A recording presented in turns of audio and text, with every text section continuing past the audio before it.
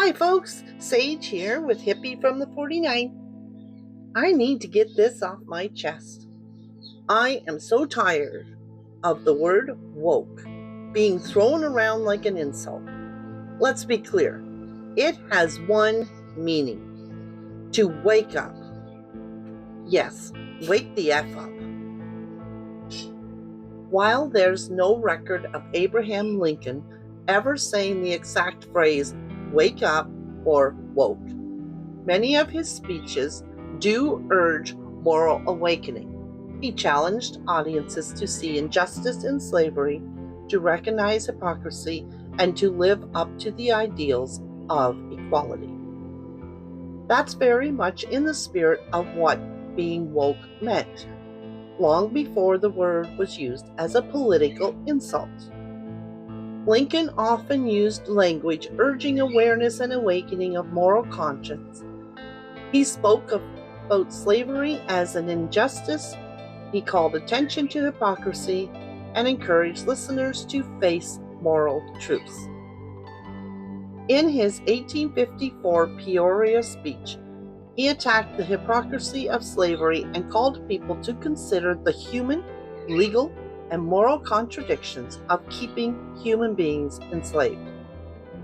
In his 1858 speech for the Senate, Slavery and the American Dream, he urged that even slaves kept in ignorance know when they are wronged. He invoked awareness and justice. Oh, in Canada, don't think we get off so easily. We had slavery as well up until the 1830s. It was not on as big a scale as it was in the US, but we enslaved both Africans and Indigenous people. The Act Against Slavery in 1793 banned importing new slaves, and abolition came in 1834 when Britain banned slavery across its empire, Canada included. Canada became a safe haven for people escaping slavery in the US. The Underground Railroad ran up until 1865, bringing around 40,000 freedom seekers to Canada. Ontario communities like Windsor, Buxton, and St. Catharines were major stops. Harriet Tubman herself guided many to freedom in Canada. By the mid-1920s, the Ku Klux Klan, or KKK, had as many as 5 million members across the US and even parts of Canada. Oh no, they weren't just in the South. There were chapters in Indiana, Ohio, Oregon, and even Ontario. They influenced elections, ran politicians, and controlled local governments. They targeted the immigrants, interracial couples, women deemed as immoral, such as flappers. They strongly opposed the women's suffrage movement, even though in the South, women started KKK auxiliaries. They targeted Catholics and Jews as well, but their biggest target were Black people. In Canada, it was mainly Catholics and Jews. They put on public parades wearing their hoods and robes to spread fear. Their big signature was cross burnings. The KKK was all about corruption, intimidation, and violence. Members burned down churches, attacked neighborhoods, engaged in kidnapping and lynchings of Black men and women. They faced very little punishment, even for murder, while the leaders enriched themselves with initiation fees. Kind of makes you wonder where the old money from the South comes from. In the 1930s, woke was used to describe white people who stood with Black people in America. It was about awareness, about solidarity, about fighting for basic human rights. In those communities, a call to stay woke was a call to stay aware of injustice, racism, and inequality. It wasn't a slur, it was a survival tool and a sign of allyship. Although for the most part, During World War I and after World War II, the KKK died down and slowly disappeared. In 1948, President Harry Truman desegregated the U.S. military, abolishing racism across the military spectrum. The 1950s and the 1960s were the civil rights era. The beginning of the end of segregation started in 1954. This would be a whole other video to break it down. In 1955, a Baptist minister, Dr. Martin Luther King Jr., became heavily involved in the civil rights movement, organizing peaceful protests throughout the U.S. right up until his assassination in 1968.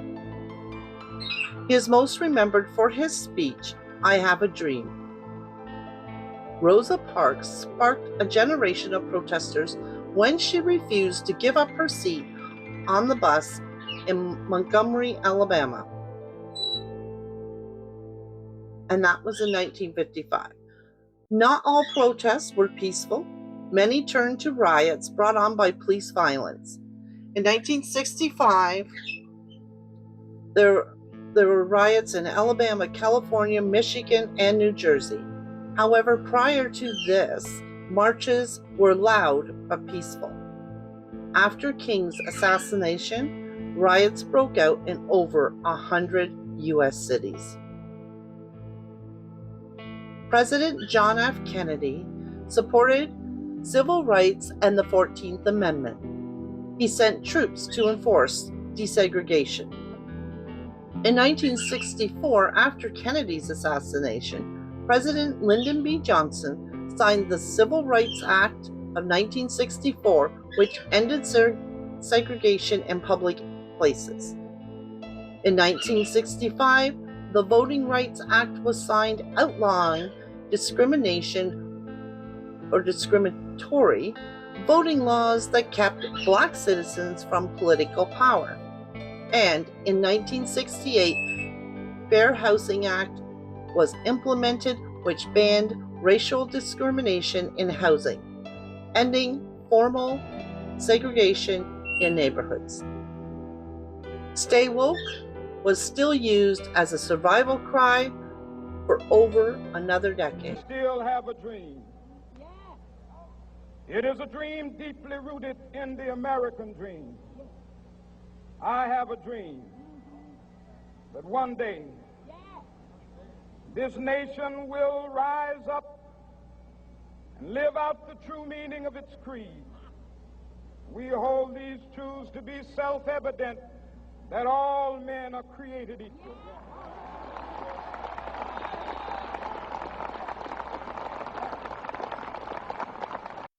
Somehow, in today's political circus, woke has been twisted into a dirty word, as if caring about other human beings or wanting equality is something shameful.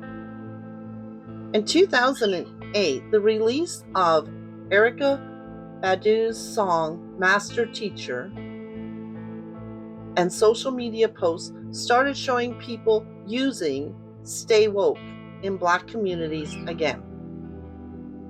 In 2014, a police officer shooting Michael Brown in Missouri sparked the Black Lives Movement, which repopularized Stay Woke, and woke started becoming associated with social justice awareness again.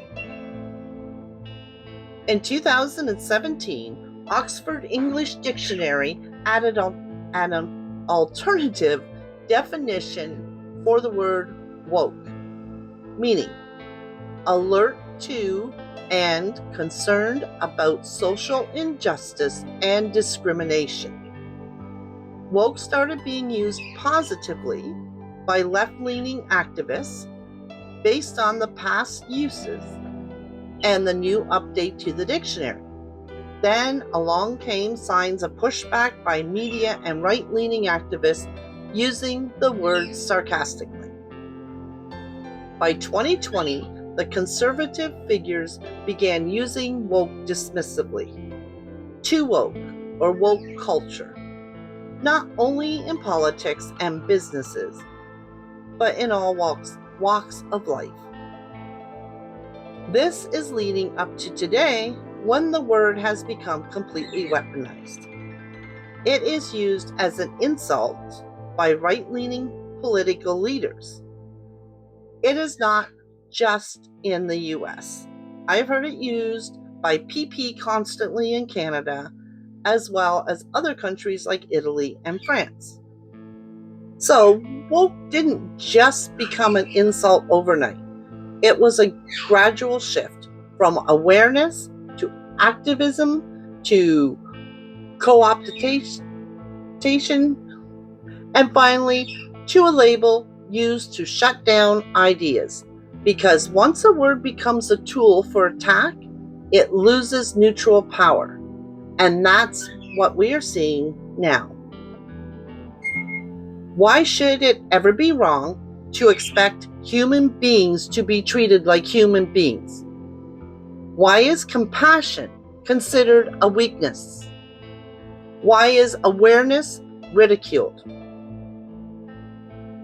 Is this how we want to raise our children? Human beings are born with emotions, curiosity, and a thirst for knowledge. Stifling these qualities in children creates a world of fear, and that is abuse. Being woke doesn't mean being perfect. It means you've opened your eyes, and once your eyes are open, you can't unsee injustice. Dear friends, let us love one another, for love comes from God. Everyone who loves has been born of God and knows God.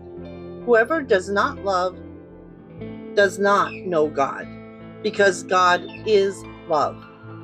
John 4:7-8. There you have it, folks. That is my rant on woke. I hope you enjoyed this video. If so, please hit the like and make sure to subscribe so you can find us for the next one. This is Sage with Hippie from the 49th. Until next time, for your family, for your neighbors, for the person handing you coffee at the drive-thru, for the future of our children. Stay aware, stay woke. Peace and love.